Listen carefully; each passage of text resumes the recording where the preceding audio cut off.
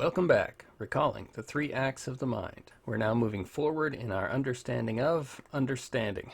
We'll be considering something that is required for any type of thinking, memory. To put the basics of our memory in the proper context for this course and its objectives, we will sandwich it between discussion of spreading activation and schemas. One thing we should get right if we want to understand how we understand things is our key metaphors.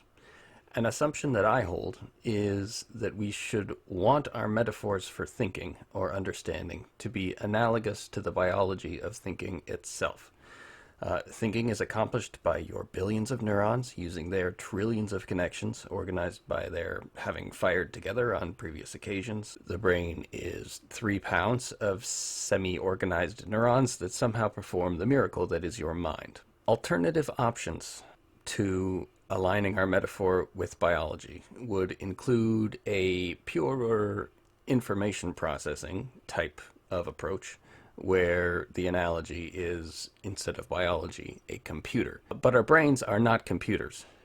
Typing the word orgasm or fellatio into my word processor does not start a bunch of subroutines that distract it from the rest of the words I'm typing. Or we could use a semantic type of approach, where the analogy that we use isn't biology, isn't a computer, it's a set of definitional relations between the names of objects that we're thinking about. But of course our brains aren't dictionaries. So saying the word mother conjures quite different thoughts in different people, or quite different thoughts in the same person at different times in their lives. This is why the lecture on memory opens with the concept of spreading activation. What we are really interested in when we're asking questions about our memory is how neural activation spreads or fails to spread across the networks that house and do not house our prior learning, knowledge, or experience. If you do not remember something, it could be the case that you never made the appropriate connections, so there's either no there,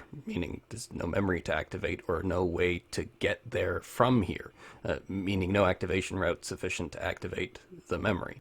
Or it could be the case that the connections are there, but your attempts at activation of them are insufficient. So this could mean a wrong route that leads to an incorrect recall, or a wrong route that can't find the proper activation pathways. In any case, what's really of interest is the activation and spread of associations across our 3 pounds of meat. But the structure of the 3 pounds of meat turns out to be important for this process of activation. So this lecture reviews some memory structure basics.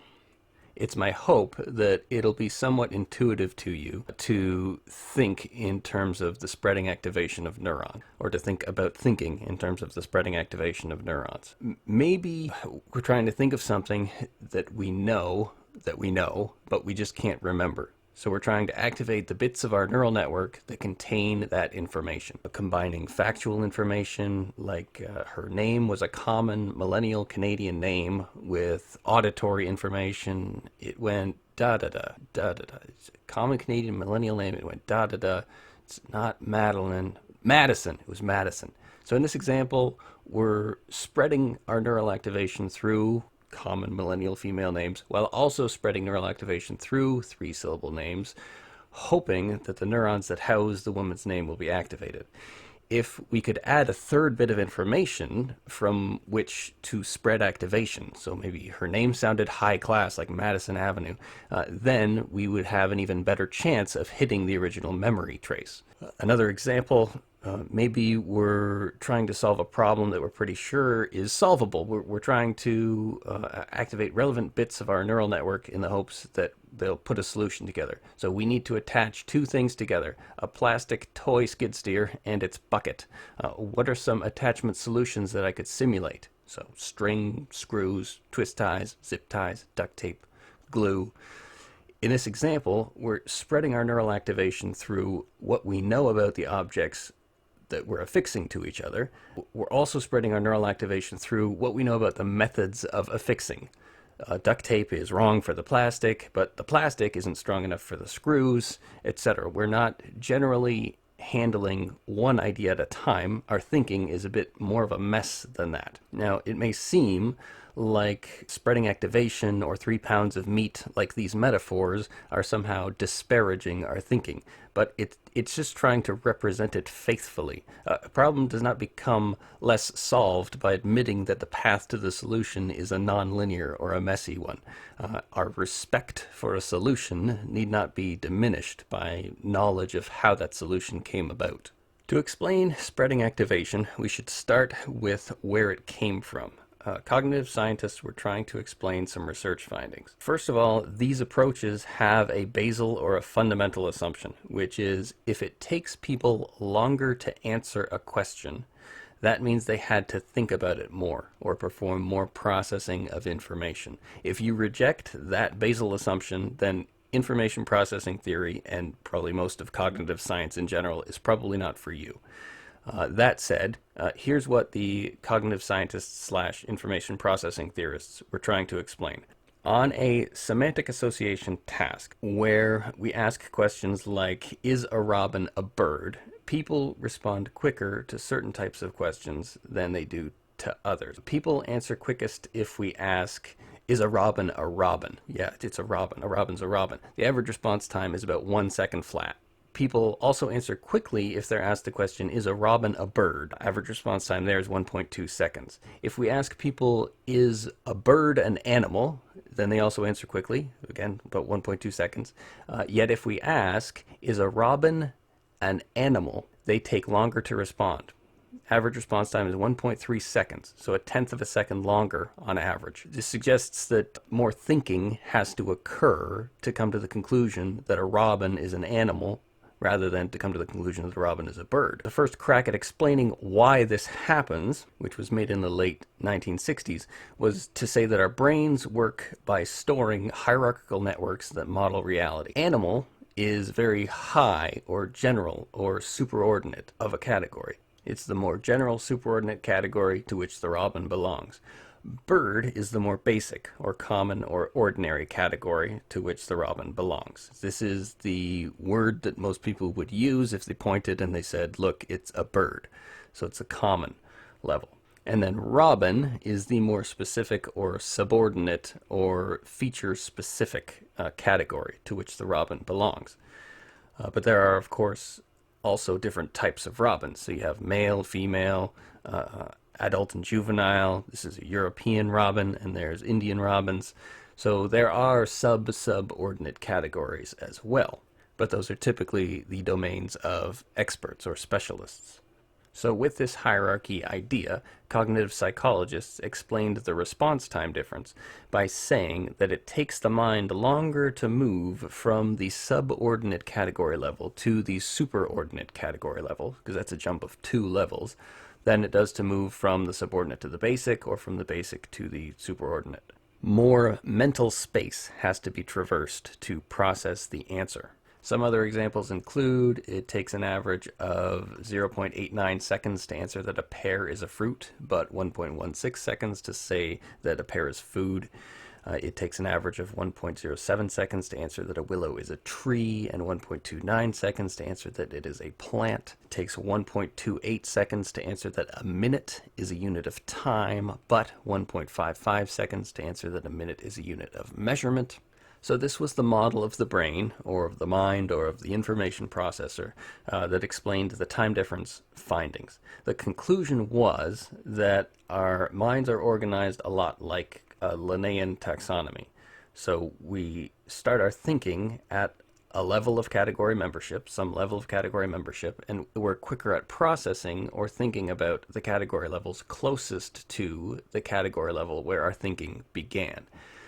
This hierarchical network model was a good first draft, but there were a lot of findings that it couldn't explain. First, the response time effect only held for some nouns. For example, participants took the same amount of time to identify a daisy as a plant as they did to identify a daisy as a flower, 1.0 seconds in both cases. Second, there were some cases where it took more time to move 2 levels than to move 1. An example was that it takes people longer to answer, is a chimpanzee a primate, than it does to answer, is a chimpanzee an animal? Another example was that it takes people longer to answer that scotch is a liquor than it does to answer that scotch is a drink. The third thing the model couldn't explain, or at least it had no explanation for, was why it takes us longer to classify some nouns than others. We answer, is a robin a bird, more quickly than is a penguin a bird.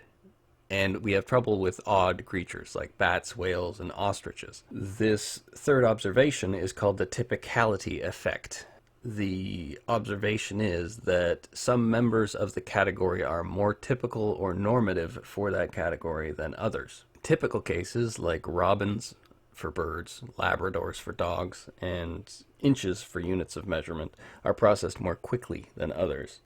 This led cognitive psychologists to think that maybe we're processing things in terms of their features. Feature comparison models tried to account for the results by saying that we match things to categories by assessing their features. The category bird has, by definition, a list of defining features that a creature must have in order to be a bird. So it breathes, it has wings, it has a beak or a bill, etc. And categories will also have typical or characteristic features that tend to be present, but are not by definition necessary for the category. So the ability to fly and sing and migrate, etc. for birds. This model does better at explaining some things, like why, for example, it takes so long for people to answer that a bat is not a bird, because it has lots of features in common with birds. That's why it takes longer to answer that it's not a bird. But this model does not seem like a good model for how our thinking actually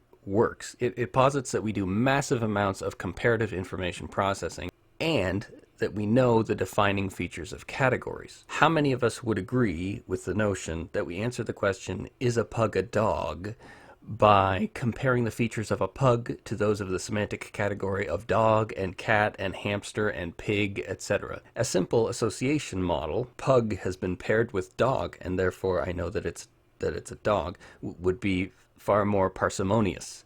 And we would likely have to admit that doing the feature computation work is not necessary in most cases. I just know that a pug is a dog. There'd be some exceptions, probably, for things like bats and dolphins. Another criticism of the feature comparison model comes from research from the 70s and 80s, which found that processing in terms of the defining features is actually more characteristic of older adults.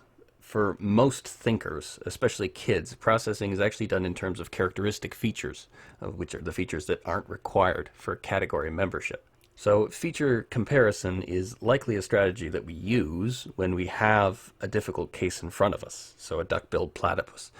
But it's a poor model and a computationally exhausting / impossible one for ordinary thinking. This leads us to a model that was a deliberate combination of the hierarchical network and the feature comparison model's spreading activation theory, which says that triggering a concept triggers other associated concepts. How associated is bat with bird? How many associative paths lead from the idea of a bat to the idea of a bird?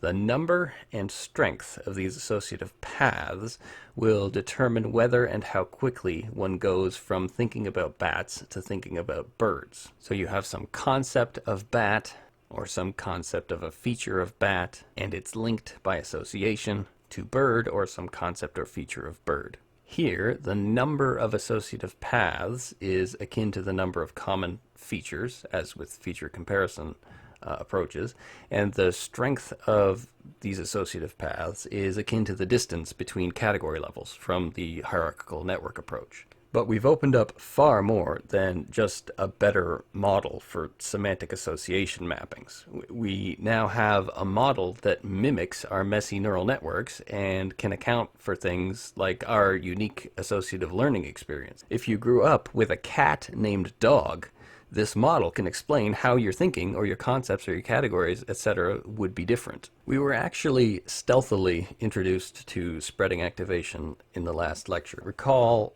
from the last lecture that priming, which is activation of an idea or feeling that colors or influences later experience, thinking, and deciding. Priming only needs to activate some part of the idea's network, some part of the schema that the idea is associated with. So clouds are associated closely enough with comfort. Cloud, fluffy, soft, comfortable, that seeing them made research participants, seeing the clouds made research participants spend more time searching comfort features of sofas.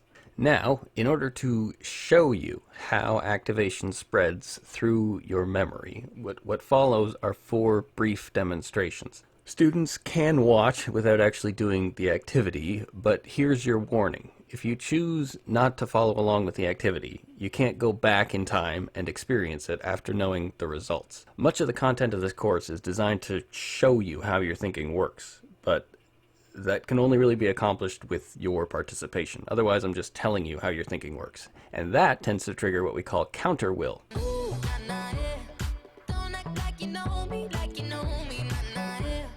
Right, but how well do you know you? Would you like to find out? Here's an exercise. Step 1 is to get a writing tool ready. It can be a pencil and paper. It can be notepad on your computer. We're going to be writing down recalled words. First, we'll have 2 instances of the free recall condition.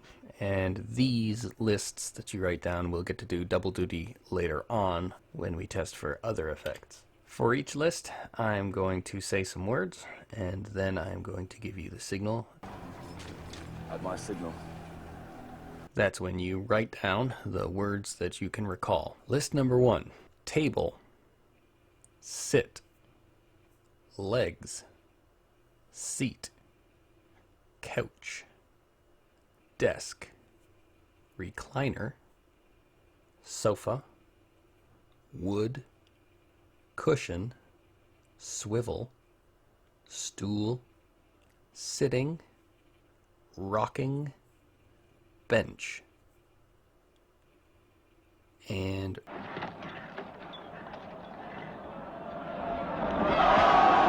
write down all you can remember.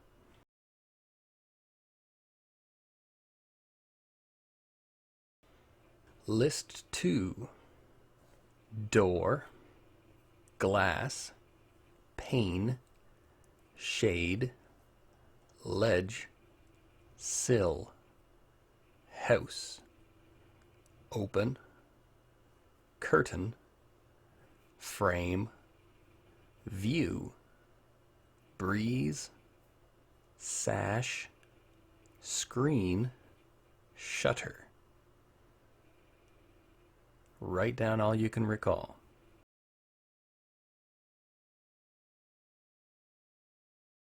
The next 2 lists are recognition conditions. So you won't have to write out all the ones you can remember. You will just have to say yes or no to whether a few options that I present to you were on the original list or not. So we'll listen to the words, we'll wait for a list to appear, and then from the list we will say yes or no to each item as to whether or not it was in the original list. List 3.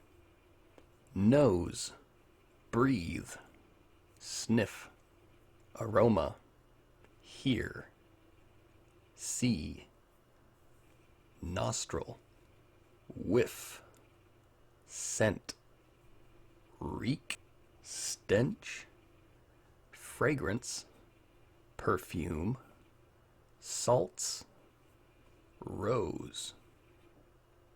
From the list that you just heard, was each word on the list, yes or no?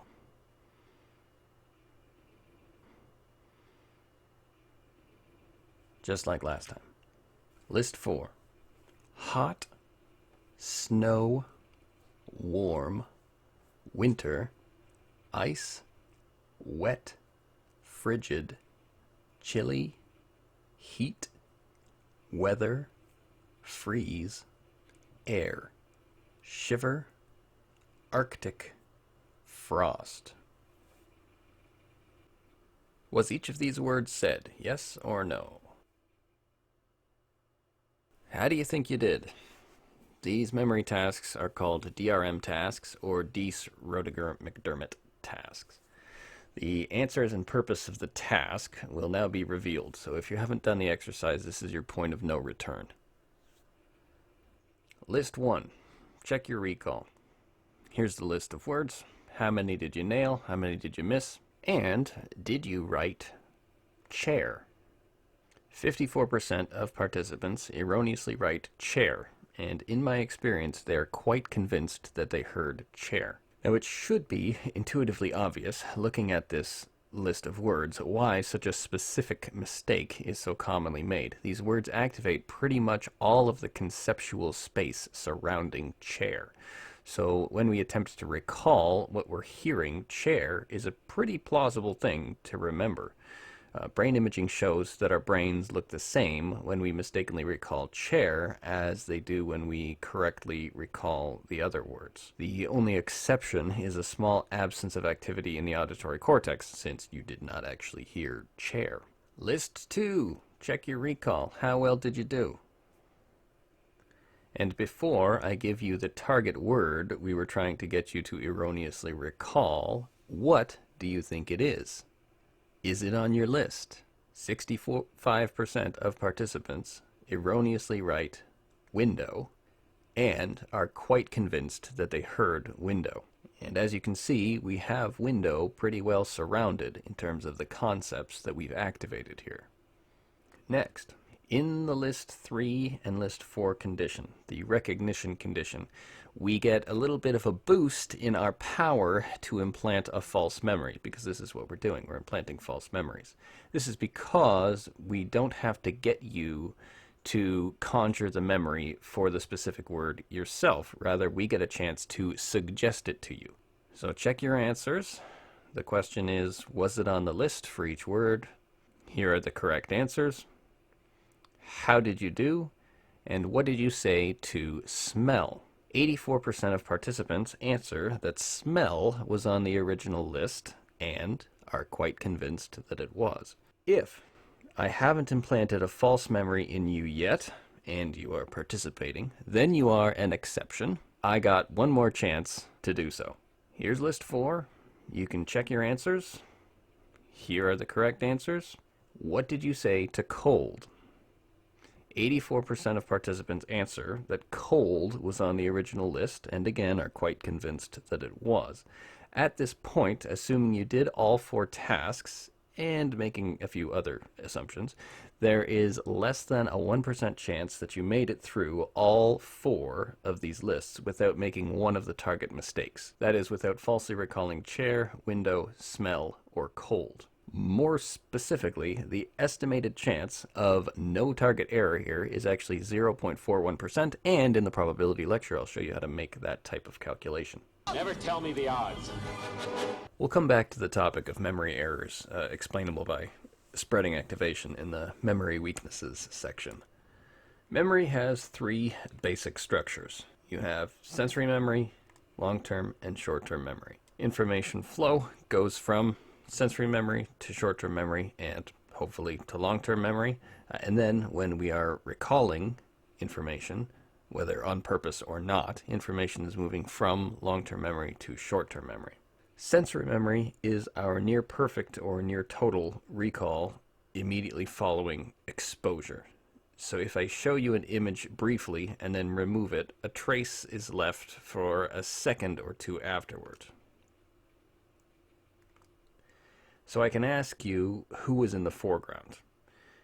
Cap and Tony. Where was Hawkeye's arrow? Who was he shooting at? Was Spider-Man in the image?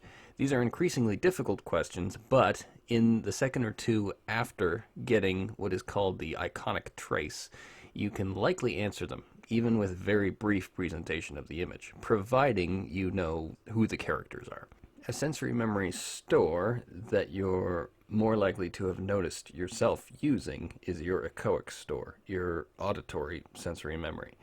You may have noticed that you have the ability to tune something out or ignore it, but still reattend to it and play back some of what you were ignoring. Like your visual sensory memory, this trace decays quickly, but is near perfect for the brief seconds immediately after you heard something. Aside from attending or orienting to what is in your sensory memory, there's not much you can do to improve your sensory memory. We have a better chance of seeing and influencing our memory processes when it comes to short-term memory. The sensory memory that gets attended to makes its way into short-term memory, even though we tend to mean something else when we say short-term memory in conversations with our friends. What psychologists mean by short-term memory is something that typically lasts for only 20 seconds. Working memory helps us craft text messages or write emails when simulating what we want to say. Once you decide on the ending of the sentence, you can look back in your mind at the beginning of it and then start typing.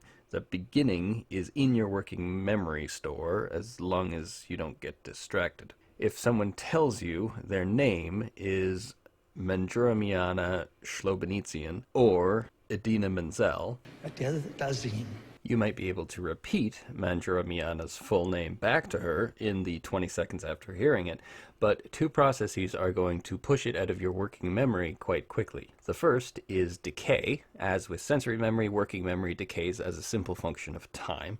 The second is interference, such as that which occurred when I said Edina Menzel right after that person's name, which you may or may not now be able to recall. We can try to beat decay and interference through rehearsal. Maintenance rehearsal tends to involve simple repetition of the thing you don't want to lose from working memory. Manjuramiana Shlobenitsian, Manjuramiana Shlobenitsian, Manjuramiana Shlobenitsian, Manjuramiana Shlobenitsian. This might help you keep the name available for longer, but it's generally the second kind of rehearsal, elaborative rehearsal, that helps you get the name from short-term memory into long-term memory. These strategies tend to seem a bit absurd at first, but to elaborate on Manjuramiana Shlobenitsian, I might break down the sounds into other associations.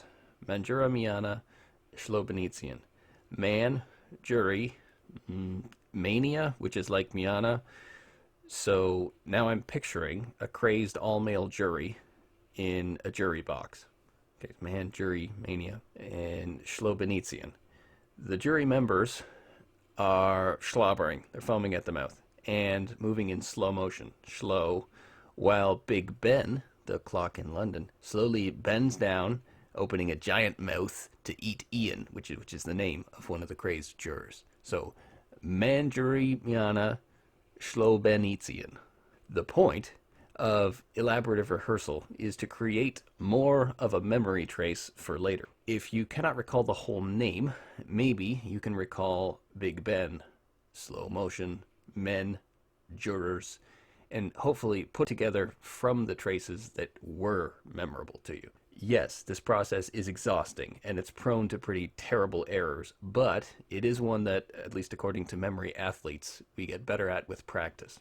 A good model for working memory is the multi-component model put forward by Badley in a 2000 paper called The Episodic Buffer. Basically, studies where people have to do two things at once suggest that there are two roughly separate parts of working memory. If we divide tasks into phonological, meaning sound or word-based tasks, and visuospatially based tasks, like navigating, searching, or recalling locations, we find that simultaneous performance on two tasks that use the same system, that is, two phonological tasks or two visuospatially based tasks, will not be as good or effective as simultaneous performance on two tasks where one is auditory and one is visuospatial. The two systems appear to be separate. An example should make this intuitive. If you're trying to memorize a phone number and I ask you the names of your family members while you're trying to do this, the second task is going to get in the way of the first. If you're trying to memorize that phone number and I ask you to find a jar of pickles in the basement, the second task is less likely to interfere. Since most of what we're trying to improve when it comes to our memory tends to be phonological, like recall of names, what people say in conversation, a phone number, it is often good advice to tell people looking to improve their memory performance to visualize things. People who compete in memory tournaments tend to report that they make sure to add not just images, but moving images or movement in their images, like Big Ben bending down to eat Ian. to make sure that it gets into and back out of long-term memory. Essentially, you can do more thinking, more encoding, more making of associations and traces if you use both systems. Baddeley's episodic buffer is where all of this thinking comes together, where System 1 automatic processes and System 2 control-based processes meet. Interestingly, Baddeley didn't at first have automatic processes in his model, so he actually had no need for an episodic buffer. What he had done was he had left responsibility for using and combining all these working memory resources to this central executive. So it was something akin to a System 2 only model, and it wasn't until later drafts that he brought things more in line with the dual process model that we have now. The real killer of short-term memory is interference. Short-term memory's first job is to attend to potentially important things before they're lost from sensory memory. Its second job is to keep us on task, but its first job often takes priority.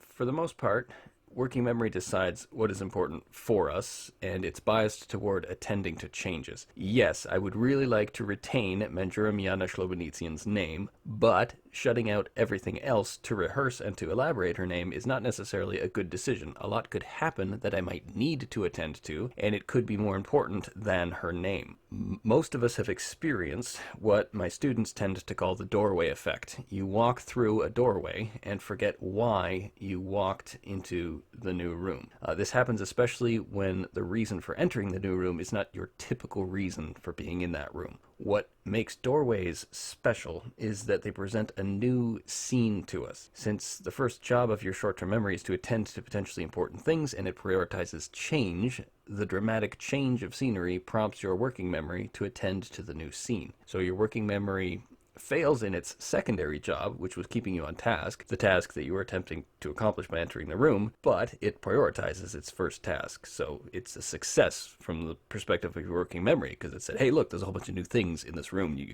have to attend to. The useful term for this is event boundary. So whether these are spatial, like doorways, or temporal, like a school bell sounding, event boundaries are cues that tell us one thing has ended and another is beginning. And that's the end of that chapter. Long-term memory would include your memories from your grade 6 graduation, how to ride a bike, or your memory for whether Captain America was in the left or the right half of the image I showed earlier. In either case, it would be something that you have to retrieve from a store other than your sensory or working memories. By all accounts, the capacity of long-term memory is infinite, despite some people's tendency to joke that they don't have room in their head to learn new things. A famous example of the limited room idea. Arthur Conan Doyle had Sherlock Holmes in A Study in Scarlet refuse to learn that the Earth orbited the sun because, and quoting, a man's brain originally is like a little empty attic, and you have to stock it with such furniture as you choose. End quote. There is, of course, some wisdom here in the call to be discerning, but there's no practical limit to long-term memory in terms of space. Your brain will make or strengthen the connections that use of them implies it needs. Long-term memory has fairly distinct subdivisions, but there are two types of interference that apply to all of the subtypes of long-term memory. Retroactive interference, which is when something new that you learn overwrites or interferes with some previous learning. This has happened to me with my postal codes. I cannot remember my prior postal codes. They are a mess or a jumble, nor can I remember my prior phone numbers. Proactive interference is when earlier learning harms new learning. So maybe you have overlearned your prior personal identification number so well that when you go to put in your new personal identification number, your fingers and your motor memory will put in your old one, or you'll remember your old one instead. Or maybe you learned an inferior way to do something, but even though you know better now, you still have some automatic tendency to revert to the first incorrect way you used to do things. An example might be learning to type. If you have figured out a kind of halfway to good way to type, it might be very difficult to find the discipline to learn the proper advanced typing method. So both retroactive and proactive interference tend to be more likely the more your prior learning is similar to your new learning, or the more the thing that you have to learn about is similar to a previous thing. Let's now take a look at the two types of interference in one of my favorite examples. He had built a special bicycle and he wanted me to try to ride it. He had only changed one thing. When you turn the handlebar to the left, the wheel goes to the right. When you turn it to the right, the wheel goes to the left. You can see that I'm laughing, but I'm actually really frustrated. In this moment, I had a really deep revelation. My thinking was in a rut. This bike revealed a very deep truth to me. I had the knowledge of how to operate the bike, but I did not have the understanding. Look, I know what you're probably thinking. Destin's probably just an uncoordinated engineer and can't do it. But that's not the case at all. The algorithm that's associated with riding a bike in your brain is just that complicated. I do not make definitive statements that often, but I'm telling you right now, you cannot ride this bicycle. I stayed out here in this driveway and I practiced about 5 minutes every day. My neighbors made fun of me. I had many wrecks, but after 8 months, it was like I could feel some kind of pathway in my brain that was now unlocked. It was really weird though. It's like there's this trail in my brain, but if I wasn't paying close enough attention to it, my brain would easily lose that neural path and jump back onto the old road it was more familiar with. Any small distractions at all, like a cell phone ringing in my pocket, would instantly throw my brain back to the old control algorithm and I would wreck. But at least I could ride it. My son is the closest person to me genetically, and he's been riding a normal bike for 3 years. That's over half his life. I wanted to know how long it would take him to learn how to ride a backwards bike, so I told him if he learned how to ride a backwards bike, he could go with me to Australia and meet a real astronaut. Are you going to give up? No. Go ahead. This is how it starts. Look at this. This is such a big deal. Get up, you got it. Did you see his brain get it? So in how many weeks have we been doing this? 2 weeks? In 2 weeks, he did something that took me 8 months to do. Well, the question is, can I ride a normal bike now? I mean, I've spent all this time unlearning how to ride a bike. If I go back and try to ride a normal one, will my brain mess up?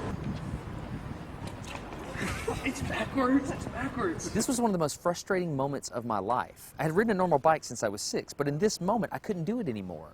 I had set out to prove that I could free my brain from a cognitive bias. But at this point, I'm pretty sure that all I proved is that I could only redesignate that bias. After 20 minutes of making a fool out of myself, suddenly my brain clicked back into the old algorithm. I can't explain it, but it happened in a very specific moment.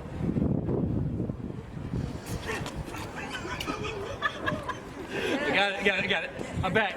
Oh, it clicked. Hold on, it clicked. I got it. Okay, there it is. There was the moment. Okay, I can ride a bike. I learned that knowledge does not equal understanding, and I learned that truth is truth, no matter what I think about it. So be very careful how you interpret things, because you're looking at the world with a bias, whether you think you are or not. Riding a bike is an example of implicit procedural memory. Implicit memory is memory that cannot be proven by stating it. Explicit memory is also called declarative memory because you can prove you have it by talking. I can say, I know the capital of France, and then prove it by saying Paris is the capital of France. I'm free to say that I can ride a bike, or a backwards bike, and even outline the physics involved with the help of free body diagrams, but the proof or demonstration is in something other than talking. I would have to do something to prove that I have the memory. Examples for these different subtypes of implicit memory include, for procedural, you have tying your shoelaces. For priming, you have being startled by a shadow after watching a scary movie. For conditioning, feeling nauseous when you smell sushi because some made you sick last month. And habituation, you might cease to smell something after being exposed to it for a few minutes. Eliminate odors you've gone noseblind to for up to 30 days with the Febreze Car Vent Clip.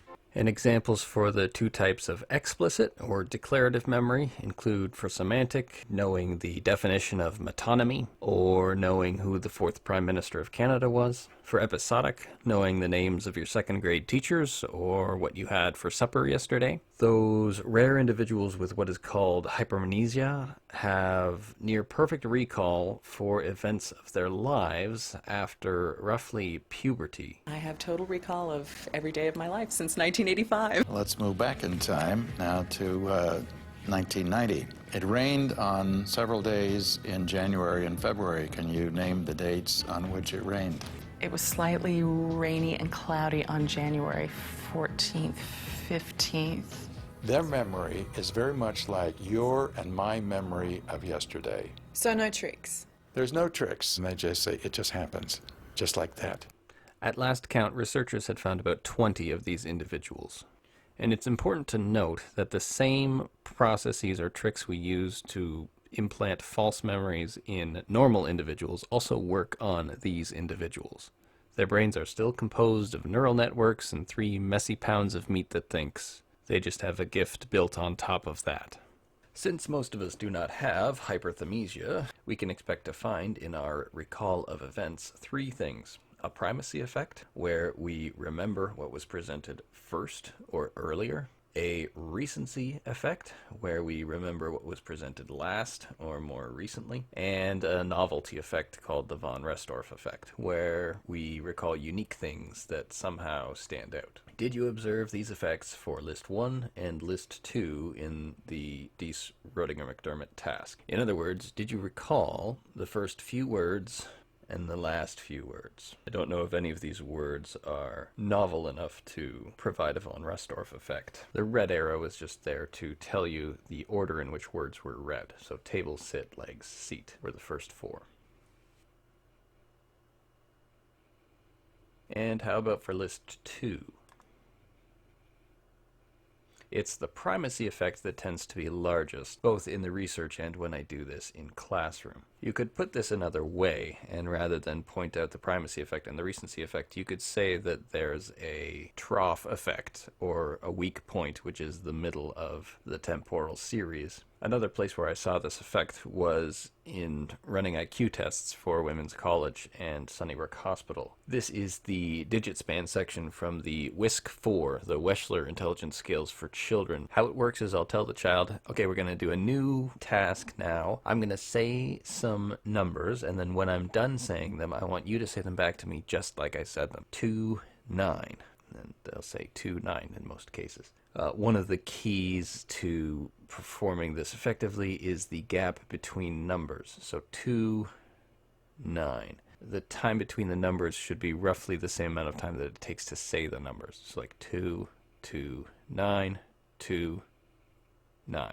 By far the most common type of error in the mostly 6 and 7-year-olds that I tested was the inversion of 2 middle numbers or the omission of one of the middle numbers, especially for the first item in 4. So we have 8, 4, 2, 3, 9, and then the child would hopefully say 8, 4, 2, 3, 9. What I often would get was 8, 4, 2, 3, 9 became 8, 4, 3, 2, 9 for many kids. And for item 5, 7, 9, 6, 4, 8, 3 would become 7, 9, 4, 8, 3 or 7, 9, 6, 8, 3. So they omitted a number. So the errors tended to be in the neglected middle. Interestingly, one would think that this task would be entirely a phonological one, but there's cases of individuals with impairments in their phonological systems performing normally on digit span tasks. You yourself could likely turn this digit span test into a visuospatial task for you by picturing big 3D anthropomorphic numbers standing in driveways of buildings along your street. So there's a 2 at the first house on your street. It's a 2 picking up poo. There's a 9 at the next house. And the 9 has a Hitler mustache. 9. A 7 is at the next house and it's playing a slot machine. So with visualization, you could turn this into a visuospatial task. So that the spatial aspect or the organizing aspect is that they are in order, just like the houses that you're familiar with along your street. Yes, this would be exhausting, but it would leave a heck of a trace, provided you can visualize things quick enough. But of course, recalling digits is quite a specific task, so let's look at some more general memory concerns. Memory weaknesses. First off, this is what happens around us. We can only perceive so much of what happens around us. Let's be really generous and let's say that we could potentially perceive half of what happens around us. So this is true for our visual field. Let's say it's also true for our auditory system. We have half of potentially perceptible things perceived and half forgotten or, never perceived to begin with. So forget is in quotation marks. But of course, if I can see half of everything around me, I can't attend to all that I see. So let's cut that in half and let's say, well, I can only attend to roughly half of what I see or half of what I can perceive. So I'm going to increase by another 50% what I forget.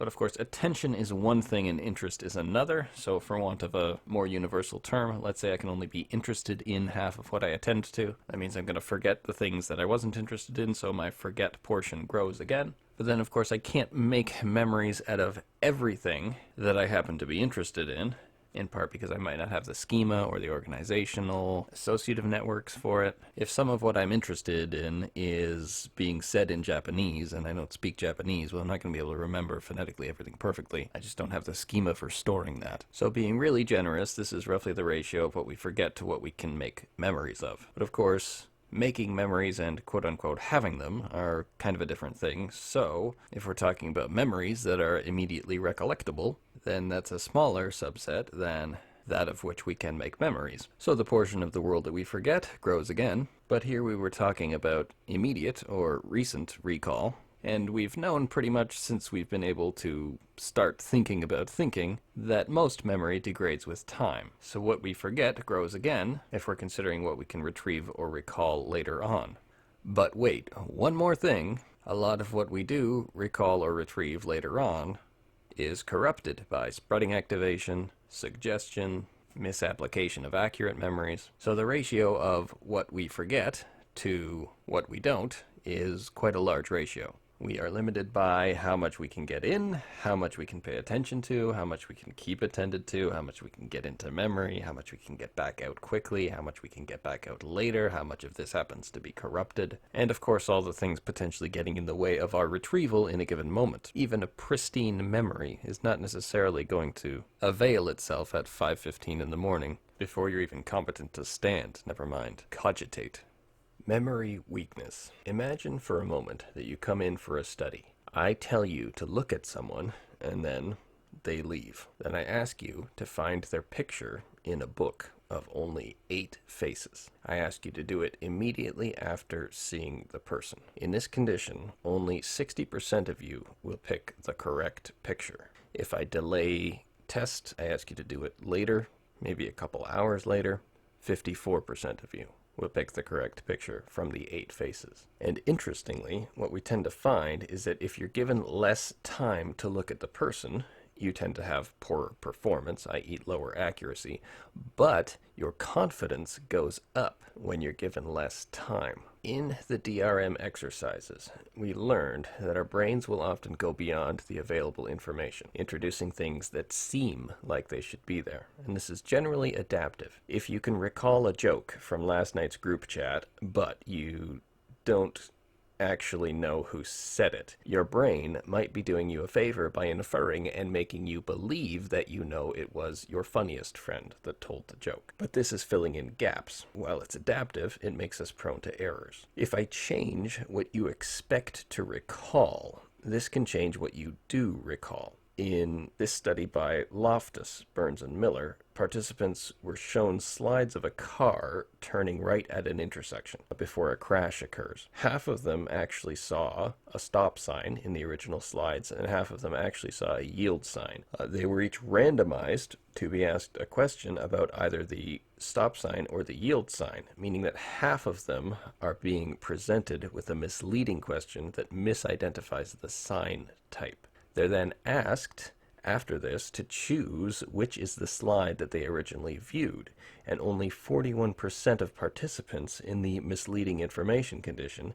identified the original image correctly. In other words, the incorrect word in the question, either stop or yield incorrectly, overwrote the original memories in more than half of participants. We falsely recall things that are in line with what we or our neural networks would expect, in part because biologically, remembering something is reconstructing or reassembling the relevant details by activating the relevant neural connections that have the memory.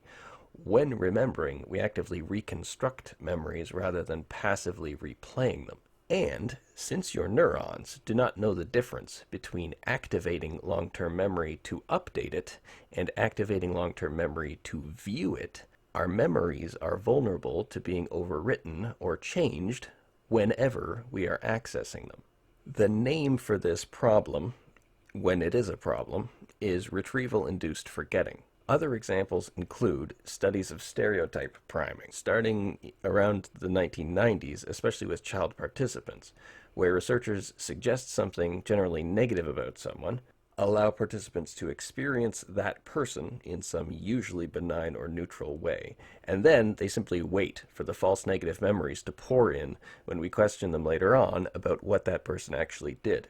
Younger children will confabulate absurd actions, up to and including the person slaughtering animals in front of them, while adults are more likely to make mistakes of important details, like turning an object that the individual was holding into a weapon when it was in fact something else. For example, turning a needle, which is admittedly an odd thing to be holding, into a gun. Since these studies are often rightly seen as quite manipulative and artificial, and because in misinformation paradigms, the researcher gives incorrect information, making it difficult to tease apart how much of the false recall is participant playing along or responding to demand characteristics.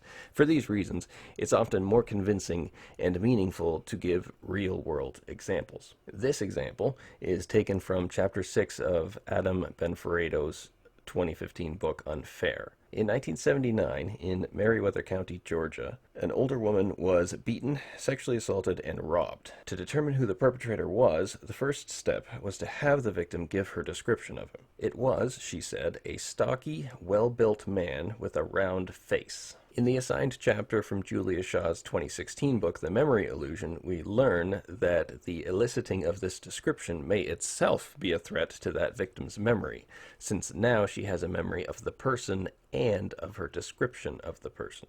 And the verbal memory of the description may overwrite her actual memory of the event and perpetrator, an effect or process called verbal overshadowing. But that risk is nothing compared to what the police investigation actually did to her memory. The second step was to have the victim look at a photo book of potential suspects with relevant prior offenses. She did not identify any of the individuals in the photo book as the perpetrator. The police had a suspect and wanted to see whether she would pick him out of a 5-person lineup. The suspect, seen here in the center, was the only one in the lineup who was also in the photo book. In the lineup procedure, she identified him, John Jerome White, as the perpetrator. She identified him twice more, including in a dramatic finger-pointing moment in court. Without this identification, Mr. White would not have been convicted. The only forensic evidence was a hair from the crime scene that a criminalist identified as similar to Mr. White's hair. In his defense, Mr. White stated, "I know I didn't rape that lady." He was convicted. 28 years later, after DNA testing on the crime scene hair revealed that it was not, in fact, from Mr. White, he was released from prison. So far, this is, in fact, sadly, not an uncommon story. The majority of DNA exonerations, cases where a falsely convicted person was discovered to be falsely convicted because we went back and tested for a DNA match that came back negative. The majority of these cases were ones where the key piece of damning evidence was eyewitness testimony. This is especially tragic in rape cases where the victim experiences a terrible trauma, the falsely identified individual has their life ruined, and the victim now must live with the original trauma and the fact that her memory ruined the exonerated suspect's life. One minor mercy in the case of Mr. White was that the victim, who had been an older woman in 1979, was not alive 28 years later to learn that her memory had taken half of an innocent man's life away from him. What does make this an uncommon story is the fact that by sheer coincidence, the victim could have identified her actual attacker in this original lineup. He had been at the police station for another charge, and they asked if he would fill in as one of the foils. She passed over her actual attacker and chose Mr. White instead. Her only exposure to Mr. White before the lineup was his picture in the photo book, which she did not then identify as her attacker. Yet, the photo book exposure, combined with the lineup, was enough to replace her original memory of the offender with a false memory of Mr. White having been that offender. Looking back at her original description, which is all that we have of the victim's memory before the photo book ruined it, which of the 4 other individuals in the lineup fits the description of being a, quote, stocky, well-built man with a round face? I have yet to experience a single student selecting any suspect other than the one on the right. He fits the description. He was James Parham, and they caught him in part because he committed another rape in Merriweather after getting away with the 1979 offense. There are, sadly, even more tragic examples of investigation-induced false memories. Many of these involve false memories created in the suspects rather than the victims. A coerced internalized false confession occurs when a suspect incorrectly comes to believe, over the course of questioning, that they committed the offense. To explain the model put forward by Gunjanson in his 2018 book, The Psychology of False Confessions, we will consider a second particularly horrific case. A father, who happened to be part of the roughly 20% of the population that is suggestible, or characteristically more open to accepting ideas of others, was convinced by investigators that he committed a horrible crime. In the night, his daughter had been raped and murdered in her bed. The police could find no sign of forced entry into the house, so they suspected the father and suggested to him that he might have raped and murdered his daughter in his sleep. He eventually came to accept and believe this suggestion and confessed to the crime. Only DNA testing of the semen left at the scene later revealed that he had been innocent. His wife died of heart complications, believing that her husband was in prison because he had raped and murdered their daughter. Gunjason's heuristic model says that internalized false confessions occur when a particular heuristic is not followed. Normally, when testing our memory, we follow what Schachter in 2007 called the distinctiveness heuristic, which demands, before we say we remember something, that we be able to recall what would be distinctive about the experience.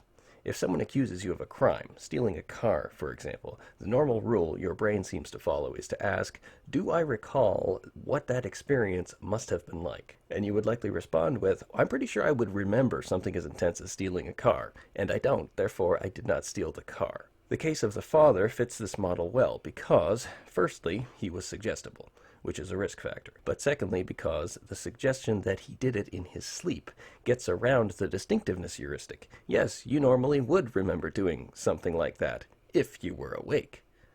So, the investigators circumvented his brain's distinctiveness test, giving him a plausible explanation, which he accepted, reconstructing a false memory of events. This is especially a problem in investigations where young people and or people of low intelligence are being questioned. But since this is not a forensic psychology class, let's get back to findings more relevant to general memory processes. Firstly, we are somewhat prone to believing that we have done something that we only imagined doing. In this study, one of the authors of which is the R in DRM task, participants performed some actions and imagined doing other actions. When asked whether they performed the actions that they only actually imagined doing 5 times, they erroneously recalled roughly 10% of the imagined actions as having been performed. The more times you asked them to imagine performing the action, the more likely participants seem to be to incorrectly recall having actually performed it.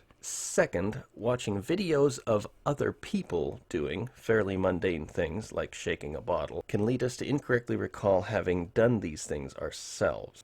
These results include and adjust for the fact that participants will also occasionally say that they performed some actions that were not even presented to them in any way, hence the presented minus not presented label in the graph. But we can simplify this by saying that we can expect people to incorrectly recall doing 10% of the mundane tasks that they only watched a video of, and, corroborating the study from the previous slide, roughly 20% of the mundane tasks that they imagined themselves doing repeatedly. But we can turn up the power even more. Liz Loftus asked parents of her undergraduate research participants to provide 3 accurate events from these participants' past. For example, they played Beethoven's Fifth at their grade 5 recital, and to confirm that the student had not been lost in a mall in the past. Then she asked participants to tell her all they recall about the 3 real instances and the false but presented as true event of being lost in the mall. In other words, she told the undergrads that their parents had told her they got lost in the mall and said, "Tell me about this event." Roughly half of research participants over the course of a few weeks provided false accounts of being lost in the mall, without receiving any specific misinformation other than "your parents said this happened, give me the details." Another version of this involved a picture rather than verbal details. Researchers acquired 4 real pictures from their research participants' parents and took one of them and photoshopped it into a hot air balloon. Participants were asked to simply report all they could recall about the event in the pictures. An interview process that followed precisely the structure used by police and social services in Canada of free narrative, general open questions, and queries about how they felt. There were 3 interview dates with roughly 7 days separating them. Here's the transcript for someone in the first interview and in this same person's third interview. First interview: "No, never actually thought I'd been in a hot air balloon, so there we go." "You mean you can't remember anything about this event?" "No, though it is me. No memory whatsoever." "If you want to take the next few minutes and concentrate on getting the memory back, something about the event." "No, yeah, honestly, no, I can't. That's really annoying." So then they gave guided imagery, instructions, picture what it felt like, blah, blah, blah. But while not saying anything, specific or misleading. You're just trying to get people to relax and think about the memory. Standard, good practice. So let's check in with this same person 2 weeks later in their third and final interview. Same again. "Tell me everything you can recall about event 3 without leaving anything out." Just trying to work out how old my sister was. Trying to get the exact when it happened, but I'm still pretty certain it occurred when I was in 6th grade at the local school there. Basically, for $10 or something, you could go up in a hot air balloon and go up about 20 odd meters. It would have been a Saturday, and I think we went with, parents. And no, it wasn't, not my grandmother. Not certain who any of the other people are there. And I'm pretty certain that Mum is down on the ground taking the photo. That's a lot of specific, incorrect details. The researchers reported that, despite only presenting participants with the photoshopped picture and only using the standard best practices of non-suggestive interviewing, 50%, this is a quote, 50% of our subjects created false childhood memories. 50%. Julia Shaw, from the reading for this lecture, reports some even higher numbers in her studies, despite having a pretty high bar for what she calls pure false memory. So this is my first meeting with the participant. So the other event which your parents reported happening was when you were 14 years old, you initiated a physical fight and the police called your parents. So Honestly, I don't remember. I don't know what you're talking about. I'd like you to relax, close your eyes, and focus your attention on trying to retrieve this. Okay. And so by the time we get to interview number 2, we're seeing a different story.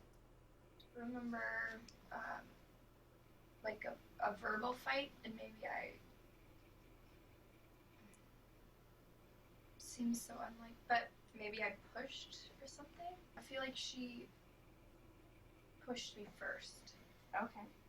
And this person is starting to picture how it could have happened. And what could have been turns into what would have been, turns into what was.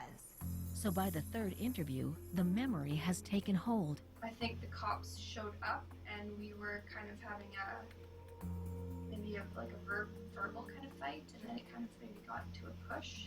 Shaw was able to convince over 70% of participants that they committed a crime. I think I just lost it.